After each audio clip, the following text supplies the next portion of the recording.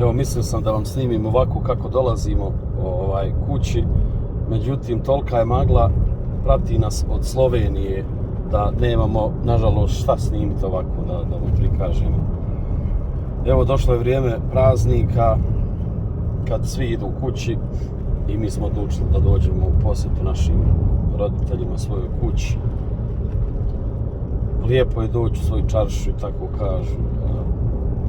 Normalno i mi se osjećamo super i drago nam je uvijek doći svojoj kući. Neki je to poseban osjećaj koji se ne može opisati, bar za mene. Ne znam kako drugi, zavisi od osobe do osobe kako ko osjeća, ali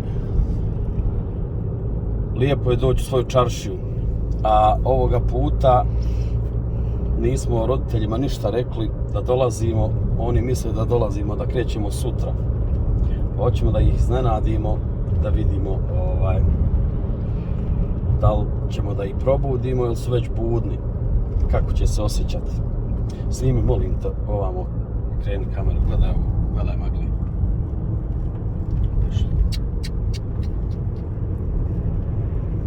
Gledaj.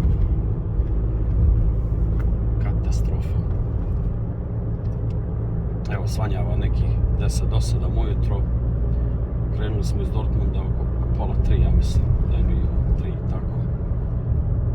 Mislili smo da će nas uhvat zastoji, jer ludnica je, znači svi su krenuli kući, ali imali smo ludu sreću, tako da kažem, da smo uspjeli prije svih gužvi da krenemo i da izbjegnemo sve gužve, tako da nigdje nismo stvarno imali zastoj, ni na graničnim prelazima, ni na tunelima, ma nigdje. Tako da i baš ovoga puta se potrefilo ekstra dobro. Daj mi ovo da ja preuzmem kameru.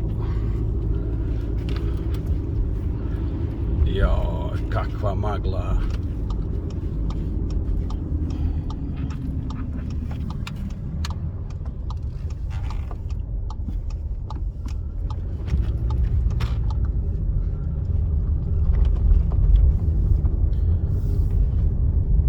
Magla je tolika da ptice idu pješke.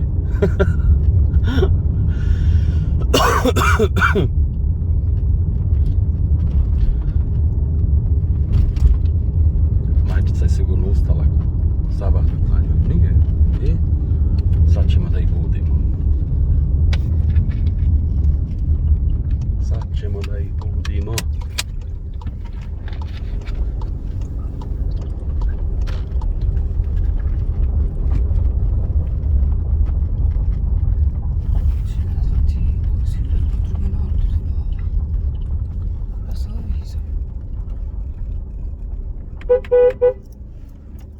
Znaće on sigurno.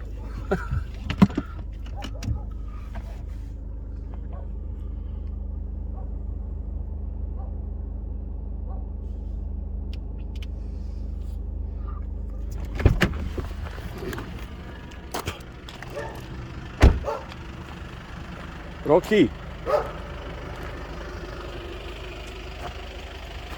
Otvaraj! Otvarajte, kapiju! Rokac! Pa gdje si? Au, boga mi, ja Rokiju ne smijem prići. Mnogo opasan pas. Dođi malo, dođi! Roki! Dođi! A imaš svoju slobodu, ha? Dođi, pa gdje si, poželio sam te, pa nisam te vidio. Dođi, Lutko, pa dođi, dođi. Ma šta je bilo? Pa neću ja tebe dirat, pa znaš ti da ja tebe volim.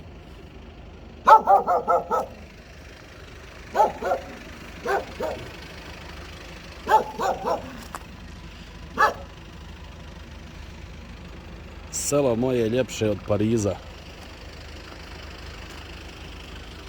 ali svo u magli.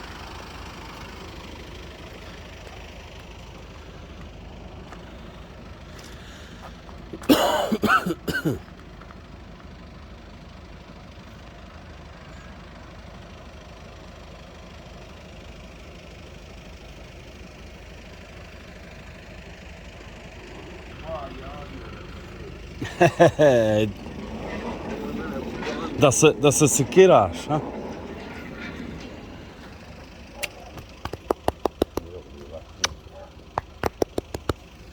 Kad si krenuo?